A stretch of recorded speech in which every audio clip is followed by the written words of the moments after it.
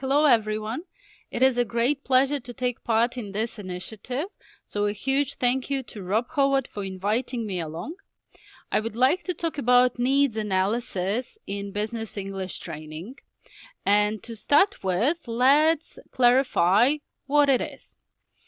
In fact, needs analysis is the first step any trainer has to take when approaching a course with a new group of learners or an individual learner. This is the stage when the trainer has the possibility of finding out what the level is of the learner in terms of their communicative skills and linguistic abilities at this current moment, and where they have to be by the time the course is over. I would even say that this is the duty of the trainer to collect this data, because any course in the sphere of business English training is need driven. So the more data we have and the more objective it is, the more effective we are as trainers during the whole process of learning and instruction, and the better we can help our learners to achieve their goals, which are always specific. To conduct this type of analysis, we have a number of possibilities. One of the most common approaches is using a questionnaire, which is the form that the trainer prepares beforehand, including a list of questions they want the learners to focus on. So when designing it, be sure you include a balance of open-ended and multiple choice questions so that the learner has enough space to express their ideas. If we are talking about lower level learners, it may be a good idea to conduct it in their language one. So when designing this list of questions, you will normally include questions about the skills they want to improve, maybe some specific language areas, maybe some grammar, vocabulary issues they want to clarify, and some business skills.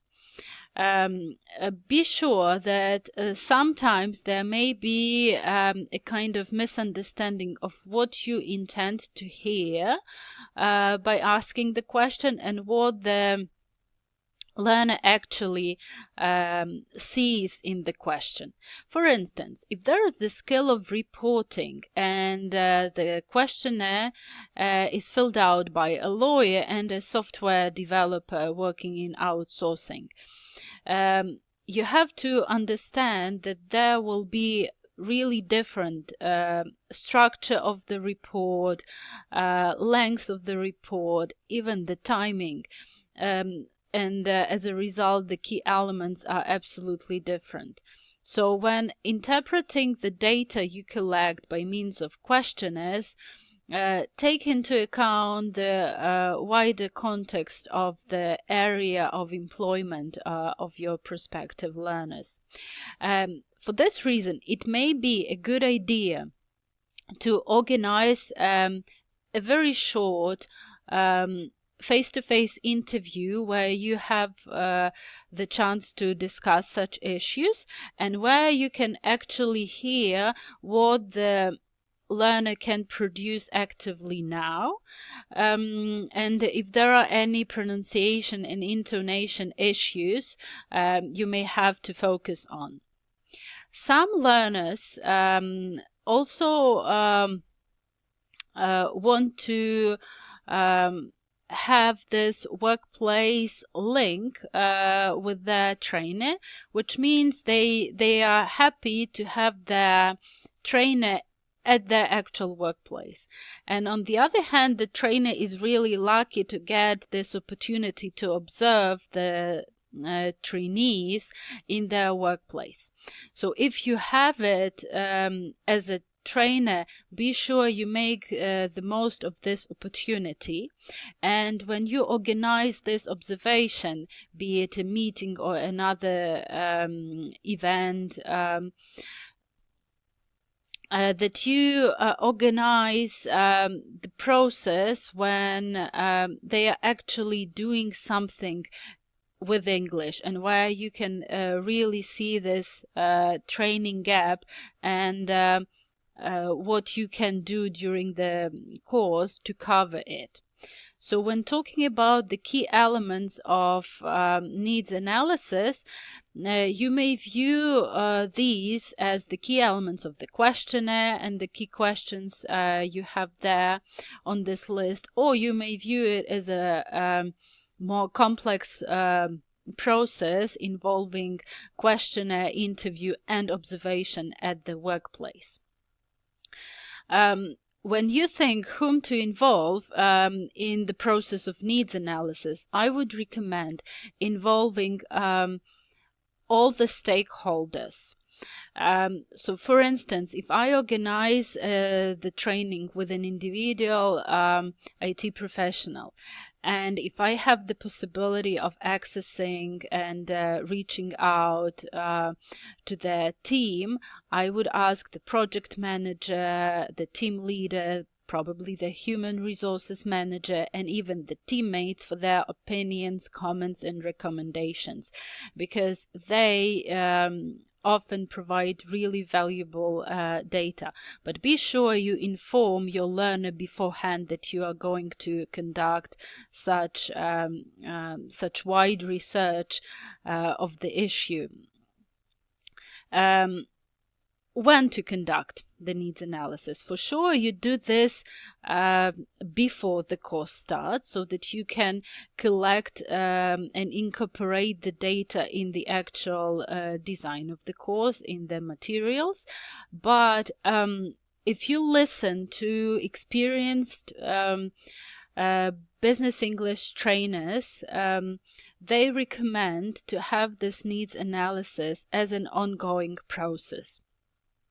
So for instance, if you have the course of 20 classes with a group, do this at the beginning and do this after the 10th class to see if there is any shift. Maybe the goals have changed, or maybe they require some really slight modification of the training. You may ask, but what about the placement test? I have it, I know the language according to the commonly approved and accepted levels, and that's enough for me. I would say that placement test may be one of the elements of the needs analysis, but it is definitely not limited just to the placement test. I had once a case when I conducted the whole series of steps of the needs analysis and collected all the data to launch the training for the group of professionals in IT sphere, and then I got the information that they still wanted the course book. So if you find yourself in a similar situation, I would say still do the needs analysis, because it allows you to adapt and use the course book to their benefit, and modify the material the way you need it. It definitely makes your training more effective and more specific. So whenever you have the question of doing or not doing the needs analysis, always start with needs analysis, and stick to the principle of keeping it as an ongoing process. So thank you for your attention, and stay tuned for more EFL talks.